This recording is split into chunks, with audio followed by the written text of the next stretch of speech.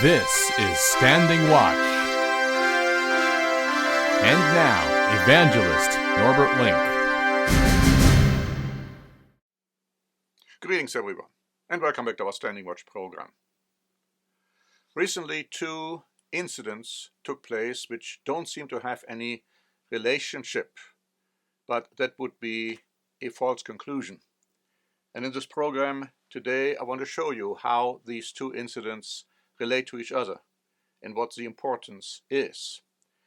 The first incident had to do with a speech which Prime Minister Orban from Hungary recently gave. And I'd like to quote from Express, dated March 15, saying this: Hungarian Prime Minister Viktor Orbán delivered a fiery speech on Friday, speaking on a national holiday commemorating Hungary's historic struggle for independence.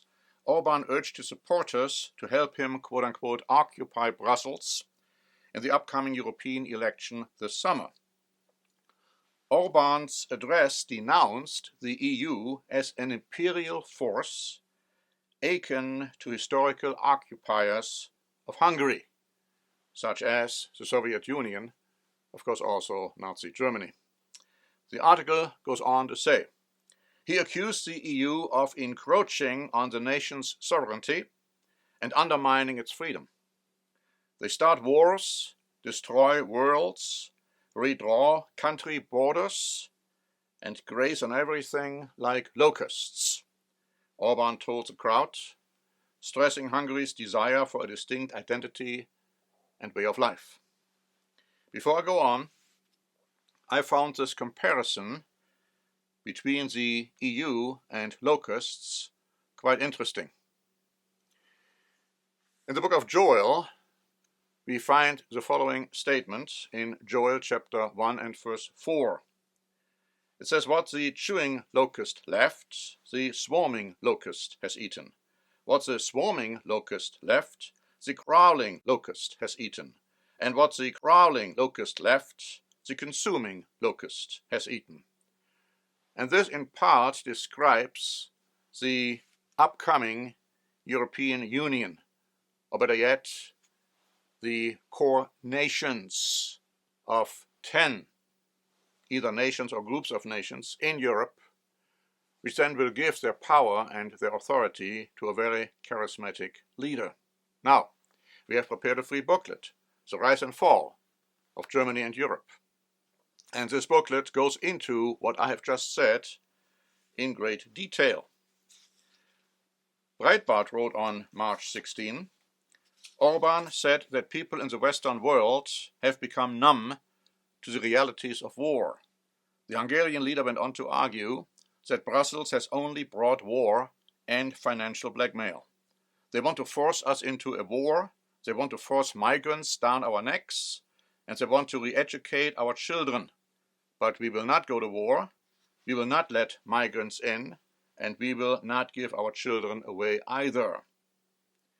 Now, Orban's warnings have great importance, and our booklet goes into the fact that a war will be launched by the 10 European nations or groups of nations, but not against Russia or China or Ukraine, but against another enemy. But now, what is the force which brings Europe together? Now, this is something which is in direct relationship with the next article I'd like to read to you, with the next incident which took place. The Christian Post wrote on March 18, Tucker Carlson argued on Sunday and urged to keep the country's increasingly evident spiritual war in mind. Some of the cultural and political battles cannot be explained in political terms, Carlson said, which he believes indicates their otherworldly nature. This is not flesh and blood at all, he said. Let me just pause right here and let me quote to you Ephesians chapter 6 and verse 12, which says the following. For we do not wrestle against flesh and blood, but against principalities, against powers, against the rulers of the darkness of this age, against spiritual hosts of wickedness in the heavenly places. The article continues. Carlson said he has been reading through the minor prophets such as Habakkuk, which he said taught him how suddenly disaster can fall on a nation. The story of history is abrupt, unexpected change, but things change in a second, and I feel like we don't and will not understand that. Carlson has repeatedly emphasized what he sees as the spiritual nature of the culture wars in the United States and other Western countries.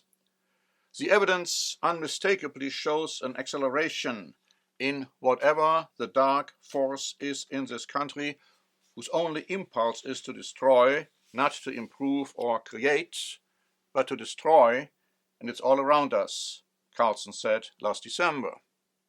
And he also argued that some of the UFO's sightings are in fact of a spiritual nature of dark forces. Tucker's right. What we are seeing right now is a war which we are fighting, supposedly fighting, against the dark forces, the ones which are controlling and ruling this world, including the United States, including Europe. Satan is the one who will bring about the final revival of the ancient Roman Empire in Europe.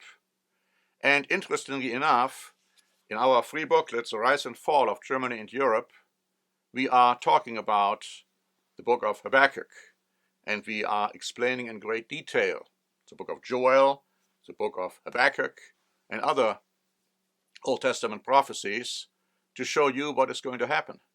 So these two incidents are connected, and we need to watch to see how it all is going to develop within a few years from now. So thank you very much for listening. This is Norbert Link for the Standing Watch program.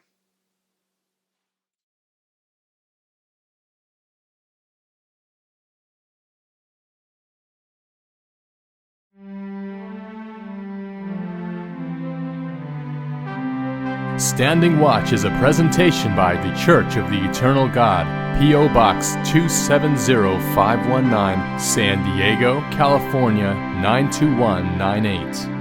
More information is also available at our website, eternalgod.org.